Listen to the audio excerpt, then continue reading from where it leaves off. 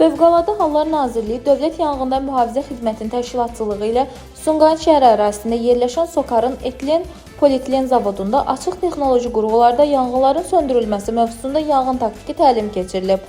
Təlimin keçirilməsində əsas məqsəd qaz məhsulları saxlanılan çənlərdə və açıq texnoloji qurğularda yanğın baş verdikdə əraziyə cəlb olunan yanğından mühafizə bölmələrinin qarşılıqlı fəaliyyətinin daha da təkmilləşdirilməsi və bu kimi obyektlərdə mümkün yanğınların söndürülməsi, həmçinin xilasetmə işlərinin təşkili üzrə şəxsi heyətin peşəkar bacarıqlarının gücləndirilməsi, habelə obyektin aidiyyəti heyətinin yanğınlar zamanı ilkin davranış qaydaları barədə biliklərinin artırılması olub.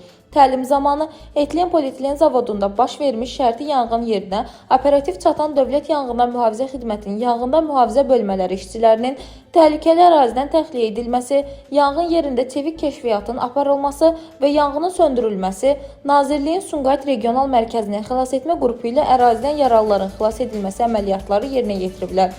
Təlimə Dövlət Yanğından Mühafizə Xidmətinin Sumqayıt şəhər Dövlət Yanğından Mühafizə İdarəsi, Sumqayıt Regional Mərkəzinin xilasetmə bölməsi və təcili və təxirə salınmaz tibbi yardım məntəqəsinin ümumilikdə 15 ədəd texnika və 85 nəfərdən ibarət şəxsi heyəti cəlb olunub.